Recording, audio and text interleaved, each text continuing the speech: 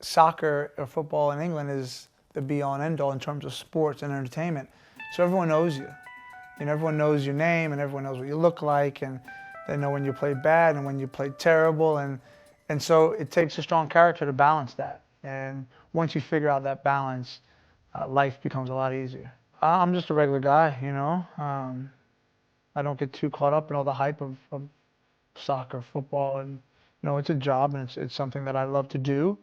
But at the end of the day, I work as hard as the next guy, you know, and that's it, simply. And I live the way that the guy who doesn't play football, that's the way I want to live. Hard day's work, come home from work and not be bothered, you know, and that's essentially how I live my life. It's quiet. I said I'm not on the field. I'm opposite. I'm in your face. I try and get my point across. Off the field, you know, you wouldn't hear a peep from me in the street, and I don't tell people what to do, and I'm not in your face. I'm very much to myself. I'm private, so you know, if I've had a good game, I know that. If I've had a game where I'd like to have done a couple things better, which is most games because we're only human, I know that too. I don't need anyone to tell me. You know, I think the only person probably who's in the right to tell me that is my manager. You know, and there's only one of those. So I realize that we're in the business of entertaining, and when you do that, you're open to criticism. So I appreciate that and I respect it, but I take it with a grain of salt, you know, and I don't, but conversely, I don't allow people to tell me how great I am either.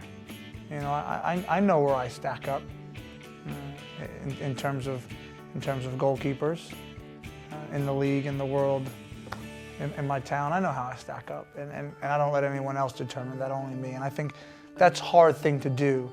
I know a lot of young players, and I was that way as well. You read the newspaper, and if they said you played good, you played good. And if they say, you know, but that's not a real barometer of what's good and what's bad. I think it's telling for any athlete, you know.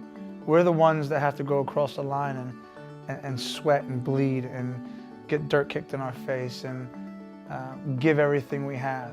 And I think that's the most important thing. Someone's opinion isn't very important when you think about it in those terms.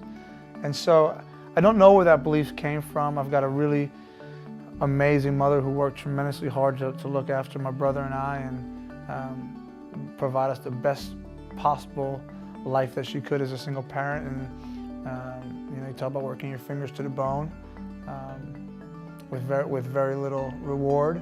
You know, she did it, and so I think a lot of, you know, my fighting spirit comes from her and from that background. And we had a great childhood, you know, but it was only made great by the fact that she sacrificed. And so I think you hear that a lot. You know, it seems like a professional athlete's cliche. My mama worked 2 jobs. I'm gonna buy my mama a house and all the rest of it. But it's true, you know, in that regard, it's true. It's you know, we going back, my grandparents and my mother are immigrants, and they came to America in 1956. And my grandfather started as a janitor at Johnson & Johnson in New Brunswick, New Jersey, and by the time he finished 30-some, 40-some odd years later, he was a highly decorated employee. So there's just a really positive, strong, old-school work ethic in our family. You know, I came from the New York Metro Stars to Manchester United. There was going to have to be some sort of ebb and flow. It couldn't keep going north, you know what I mean? And so whether that came at the beginning or the middle or the end, it was anyone's guess, but it was always bound to happen.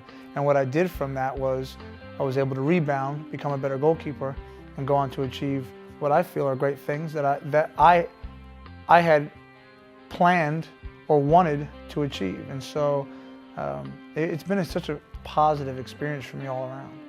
I think initially I dealt with you know, I think the criticism always hurts, you know, but as I got on with it, I knew, as I said before, I had a very strong sense of where I wanted to be.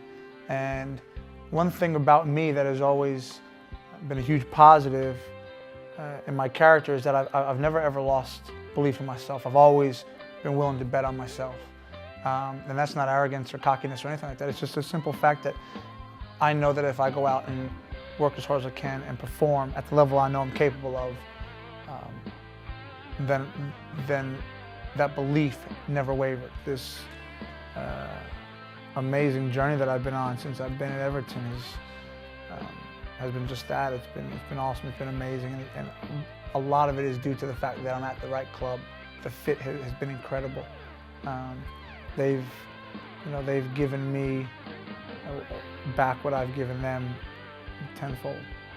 Yeah, I think I'm most proud of at the moment in my career has been my longevity at Everton.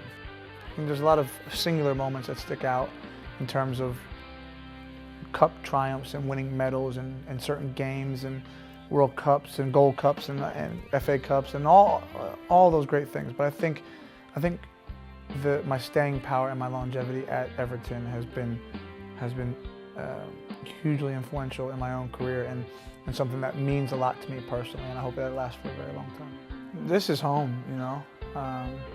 I love my life here. I would happily go back to America in a second, and I will when I finish playing, because I love America. That's where I'm from. But this for me is home. It's been home. It's provided me with a fantastic life. I've enjoyed living here outside of the game, so I've got no complaints. Like I said, I enjoy every day that I wake up. I'm glad that I'm here. I'm happy. So yeah, it's been 8 years. It's been 8 good years, and I'm so very comfortable here that this is home to me.